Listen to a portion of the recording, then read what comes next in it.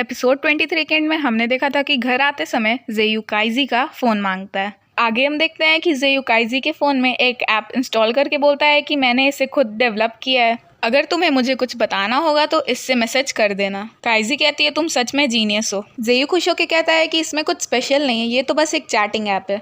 काइजी फिर शॉक होकर बोलती है कि इस ऐप का नाम तो मेरा स्टूडेंट नंबर है जब मैं ग्रेड 1 में थी, और ये तुम्हें अभी तक याद है। जेयू फिर मजाक में बोलता है कि तुम हमेशा नंबर 2 ही रहोगी। जेयू फिर सीरियस होकर बोलता है कि काइजी अगर तुम्हें मुझसे बात करनी होगी तो इस ऐप से मैसेज कर देना, जब तुम मैसेज करोगी तो मैं डेफिनेटली रिप्लाई करूंगा। मैं चाहता हूँ कि तुम इस ऐप की फर्स्ट यूजर बनो। काइजी कहती है ओके मैं इसे एक्सेप्ट कर रही हूँ, लेकिन एज ए और क्लासमेट, क्या तुम समझ रहे हो? जेयू बोलता है हाँ। आगे हम देखते हैं कि जेयू की मॉम जेयू से बोलती हैं कि परसों हम ट्रांसफर प्रोसीजर्स करेंगे, मुझे ब्लेम मत करना, ये तुम्हारे अच्छे के लिए है। जेयू बोलता है मुझे पता है। जेयू के फादर बोलते हैं कि अगर तुम ट्रांसफर नहीं होना चाहते हो तो बस मॉम डैड को बता दो, लेकिन जेयू कहता है कि इट्स फाइन, मेरा कोई ऑब्जेक्शन नहीं है। अगले सीन में जेयू डिनर के बाद अपने रूम में होता है। उसके फादर उसके पास आते हैं और कहते हैं कि जो तुम्हारे मन में है वो तुम हमें बता सकते हो। डैड को पता है कि तुम ट्रांसफर नहीं होना चाहते। जेयू बोलता है कि डैड आप तभी बात करते हैं जब हम डिनर कर रहे होते हैं, मैं ढंग से खा भी नहीं पाता, अभी आप अचानक से मेरे रूम में आ गए हैं, मुझे इसकी आदत नहीं है। फादर पूछते हैं कि क्या तुम मुझसे गुस्सा हो? जेयू रिप्लाई देता है कि मुझे पता है कि आप मेरा बेस्ट चाहते हैं, थैंक्स डैड, मैं नए स्कूल को परसों रिपोर्ट कर दूंगा। फिर जेयू के फादर बिना कुछ बोले वहां से चले जाते हैं। उसके बाद आगे हम देखते हैं कि काइजी के रिपोर्ट्स आ जाते हैं। डॉक्टर बोलते हैं कि काइजी का हीमोग्लोबिन कॉन्सेंट्रेशन 65 ग्राम्स पर लीटर है। काइजी को मॉडरेट अनीमिया है। रेड ब्लड सेल्स का एवरेज साइज छोटा है और हीमोग्लोबिन लेवल कम है। इसका मतलब है काइजी को आयरन डिफिशियंसी अनीमिया है, ना कि ल्यूकीमिया।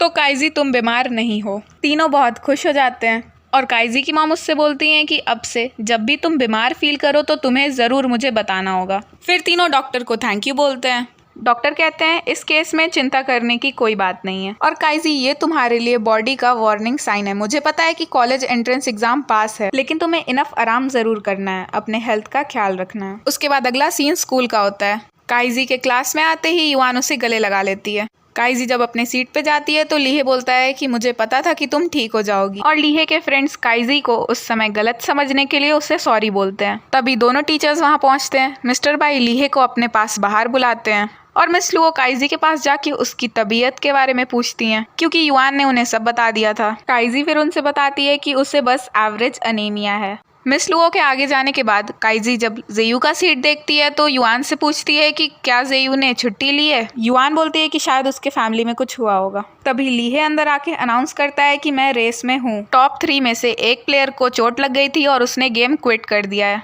तो मैं अगले हफ्ते आखिरी फाइनल रेस में कॉम्पिटिट कर सकता हूँ। सारे के सारे बच्चे बहुत खुश हो जाते हैं और लीहे काइजी से पूछता है कि क्या तुम अगले हफ्ते आओगी? काइजी कहती हाँ, अब तो तुम्हारे हारने का कोई रीजन भी नहीं है। लीहे हंस के बोलता है कि हार्डवर्क करने का प्रोसेस सबसे ज्यादा मैटर करता है, तो चिंता मत करो। तभी मिस लुओ बोलते हैं कि चलो चलो क्लास का टाइम हो गया। आगे हम देखते हैं जेयू को काइजी का मैसेज आता है कि वो फॉल्स अलार्म था, तो सेलिब्रेशन करना तो बनता है। तो चलो आज 6:30 बजे बारबेक्यू प्लेस पे मिलते हैं। जेयू अभी कुछ रिप्लाई नहीं करता और अपने ट्रांसफर एप्लीकेशन को देखता है। अगला सीन शाम का सेलिब्रेशन टाइम का होता है। जेयू लीहे के साथ नहीं आया था, तो काइजी जेयू को मैसेज करके पूछती है कि कहाँ हो तुम, और वहाँ बैठे सबसे बताती है कि जेयू ने सेलिब्रेशन वाले मैसेज पे कुछ रिप्लाई नहीं किया था। काइजी फिर जेयू को मैसेज करने के लिए जेयू का ही डेवलप किया हुआ ऐप खोलती है। लीहे पूछता है ये कौन सा ऐप है? काइजी बताती है जेयू ने लास्ट टाइम उसके लिए ये ऐप इंस्टॉल किया था, उसने कहा था कि मैं इस ऐप से उससे कांटेक्ट कर सकती हूँ। इधर हम देखते हैं जेयू लाइब्रेरी में होता है। नोटिफिकेशंस आने पे जेयू चेक करता है काइजी ने बारबेक्यू खाते हुए सारे फ्रेंड्स का साथ में फोटो भेज के मैसेज किया है कि कोई भी नहीं छूटना चाहिए। तब जेयू रिप्लाई करता है कि लगता है तुम्हें इसकी आदत डालनी पड़ेगी, मेरी मॉम ने मुझे ऑलरेडी दूसरे स्कूल में ट्रांसफ़र करने का डिसाइड कर लिया है, कल मैं नंबर 2 एक्सपेरिमेंटल मिडिल स्कूल में रिपोर्ट करूँगा। आगे हम देखते हैं घर जाते समय जेयू देखता है कि काइजी का अभी तक कुछ रिप्लाई नहीं आया है, तो अपने आप से बोलता है लगता है किसी का छूटना कोई बड़ी बात नहीं है, और फिर घर जाते समय लीहे और काइजी के साथ में मोमेंट्स याद करता है। अगला सीन सुबह का होता है। जेयू की पूरी फैमिली स्कूल आई होती है। जेयू की मॉम जेयू से बोलती है कि मैं तुम्हारे डैड के साथ ट्रांसफर प्रोसीजर्स हैंडल कर लूंगी, तुम अभी क्लास में जाओ, अपना सारा सामान पैक करो और जल्दी हमारे पास वापस आओ। यहाँ आके तीनों नोटिस करते हैं कुछ बच्चे बैनर लगा देते हैं क्लास 2 ग्रेड 3। कोई भी नहीं छूटना चाहिए, कभी भी गुड बाय मत कहना। और तभी मिस लुओ के साथ जेयू की पूरी क्लास आती है और हमें पता चलता है कि जब काइजी को मैसेज आया था जेयू का कि वो दूसरे स्कूल में ट्रांसफर होने वाला है, तो काइजी ने ये बात सबको बता दी थी और कहा था कि चाहे जो हो जाए हमें जेयू को रोकना ही होगा, चलो एक रास्ता निकालते हैं। प्रेजेंट में जेयू पूछता है कि क्या तुमने ये रात भर बनाया है? तभी स्कूल के सारे बच्चे स्कूल बिल्डिंग में ही साथ में इकट्ठा हो जाते हैं। लीहे बताता है कि ये फ्रेंड 3 का आइडिया है। जेयू काइजी से बोलता है कल तुमने मेरे मैसेज का रिप्लाई नहीं दिया था।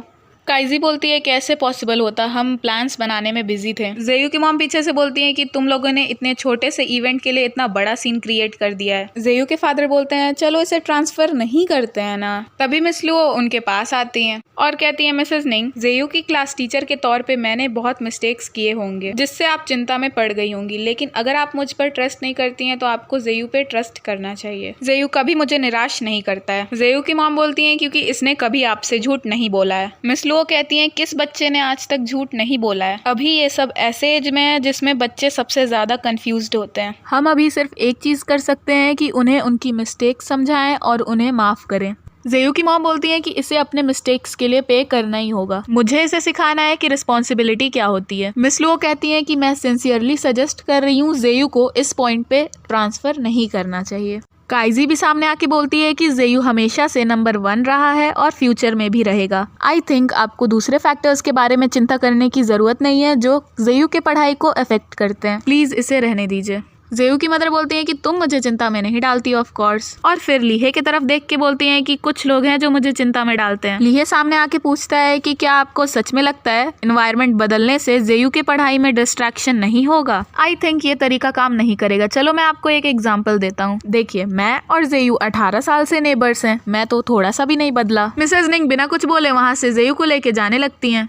आखिर अब जेयू विद्रोह करता है, मॉम मैं नहीं जा रहा, मेरा झूठ बोलना गलत था तो मैं माफ़ी मांग रहा हूँ, लेकिन सच में मुझे प्रोग्रामिंग सीखना है। प्रोग्रामिंग गेम खेलने जैसा नहीं होता है जैसा आप सोचती हैं। मॉम क्या आप इस बार मेरा सपोर्ट कर सकती हैं? आई प्रॉमिस कि मैं कॉलेज एंट्रेंस एग्जाम में अच्छा करूँगा, लेकिन प्लीज़ मुझ पर ट्रस्ट कीजिए। फिर स्कूल के सारे बच्चे स्टे स्टे चिल्लाते हैं। जेयू के फादर जेयू की मॉम से बोलते हैं कि इस बार तुम बच्चे को फैसला लेने नहीं दे सकती। जेयू की मॉम डायरेक्टली जेयू से ही बोलती हैं कि अब से तुम दूसरे चीजों पे फोकस नहीं करोगे और कभी झूठ नहीं बोलोगे। जेयू खुश होकर कहता है कि मैं कभी नहीं झूठ बोलूंगा, और फिर जेयू के पेरेंट्स घर चले जाते हैं।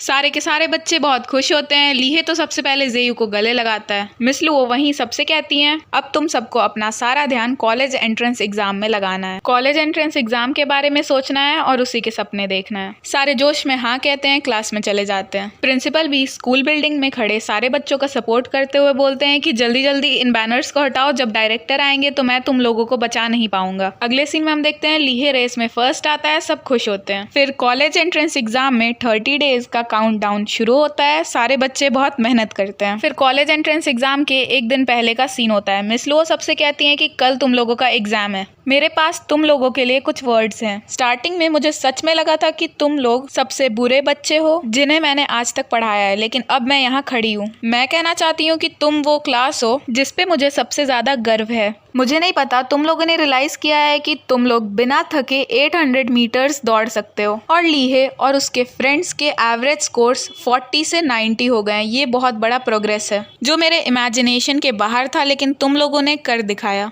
तुम लोगों ने एक दूसरे की हेल्प की, सपोर्ट किया, एक दूसरे को बेटर बनाया। एज योर क्लास टीचर मुझे तुम लोगों पे बहुत गर्व है। जो कहते हैं फेस रियलिटी, मैं कहती हूँ मेक रियलिटी। और फिर थैंक यू बोल के वहाँ से चली जाती हैं। जेयू सबसे बोलता है कि कल एग्जाम में नर्वस मत होना। युआन कहती है काश ये हाई स्कूल ईयर्स कभी खत्म ना हो। काइजी बोलती है देखो हमारे हाई स्कूल ईयर्स कितने अच्छे रहे। पीई स्टूडेंट्स के ग्रेड्स में प्रोग्रेस हुए, अकेडमिक स्टूडेंट्स की फिजिकल हेल्थ इंप्रूव हुई। लीहे कहता है हाँ, और हम तो एक बिग स्टार के क्लासमेट्स बने, प्रिंसिपल उतने स्ट्रिक्ट नहीं रहे, और काइजी एक बार नंबर 1 आई। युआन खुश होकर बोलती है कि हमारा 12th क्लास बहुत यूनिक रहा। सारे बच्चे भी यही लाइन रिपीट करते हैं और हवा में बैग्स फेंकते हैं। उसके बाद अगला दिन होता है। एग्जाम हॉल के बाहर सारे बच्चे अपने पेरेंट्स के साथ पहुंचे होते हैं। फिर अंदर जाने का टाइम होता है। सारे बच्चे अंदर जाते हैं और एग्जाम स्टार्ट होता है। एग्जाम खत्म होने के बाद सब बाहर आते हैं, कुछ फोटोज खिंचवाते हैं। उसके बाद होता है अगला सीन। काइजी युआन से बोलती है उससे तो मैसेज मिल गया होगा। युआन कहती है अगर लीहे के पर्सनालिटी को कंसिडर किया जाए तो मैसेज मिलने पे भी मुझे लगता है कि लीहे नहीं समझ पाएगा। काइजी बोलती है वो इतना भी बुद्धू नहीं है। इधर हम देखते हैं कि लीहे और उसके तीनों फ्रेंड्स साथ में होते हैं। फ्रेंड 2 काइजी का दिया हुआ एनवलप खोलता है। उसमें लिखा होता है कि आंटी को सैटरडे को वेस्ट पेन रहता है। आंटी चैट करती हैं लेकिन डांस नहीं करती हैं। चारों में से कोई भी इस पजल को सॉल्व नहीं कर पाता है। फ्रेंड 2 सजेशन देता है कि चीफ आई थिंक हमें जेयू से पूछना चाहिए। लीहे कहता है तुम्हारा दिमाग खराब है क्या? फ्रेंड 3 पूछता है कि चीफ आपका आत्मसम्मान जरूरी है कि ये पजल? तभी जेयू वहाँ आके बैठता है और उस पहेली को देख के बोलता है कि तुम इतने आसान पहेली को नहीं सुलझा पा रहे। फ्रेंड 2 कहता है कि चीफ मैंने आपके लिए जेयू को बुलाया है। तभी जेयू बोलता है फाइन, तुम्हें मेरी जरूरत नहीं है तो मैं चलता हूँ। लीहे उसे रोकते हुए कहता है कि तुम्हारा मतलब है तुमने इस पहेली को सुलझा लिया है, तो चलो साथ में आंसर बोलते हैं। जेयू कहता है तुम्हें आंसर नहीं पता है तो नाटक क्यों कर रहे हो? तभी फ्रेंड 3 बोलता है कि आपका आत्मसम्मान या मॉनिटर दोनों में से क्या इंपॉर्टेंट है? लीहे एक्सेप्ट करता है मुझे आंसर नहीं पता, मुझे बताओ। जेयू डायरेक्ट कहता है कॉल मी डैड, मुझे डैड बुलाओ। ये सुन के एकदम सब शॉक हो जाते हैं। लीहे कहता है सुनो ज्यादा दबाव मत डालो। जेयू कहता है जल्दी करो टाइम बहुत अनमोल है। ये कैसा रहेगा, मुझे बुलाओ। जेयू ओप्पा।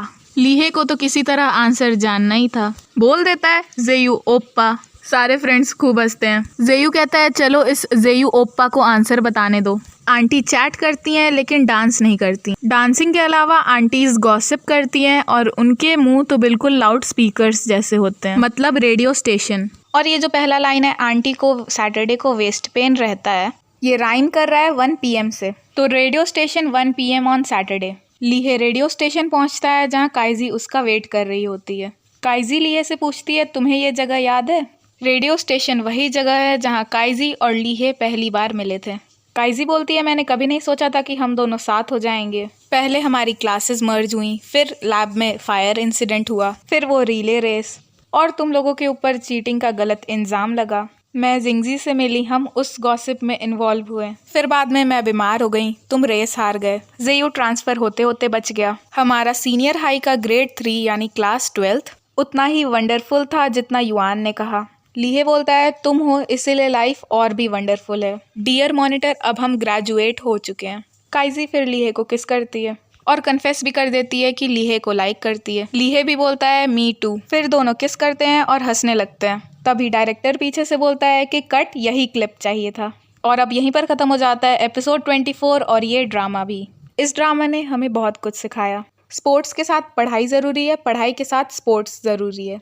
लाइफ में बहुत अप्स एंड डाउन्स आते हैं लेकिन हमें कभी हार नहीं माननी चाहिए। एक दूसरे को हेल्प और सपोर्ट करना चाहिए, और भी बहुत कुछ। चलो, थैंक यू।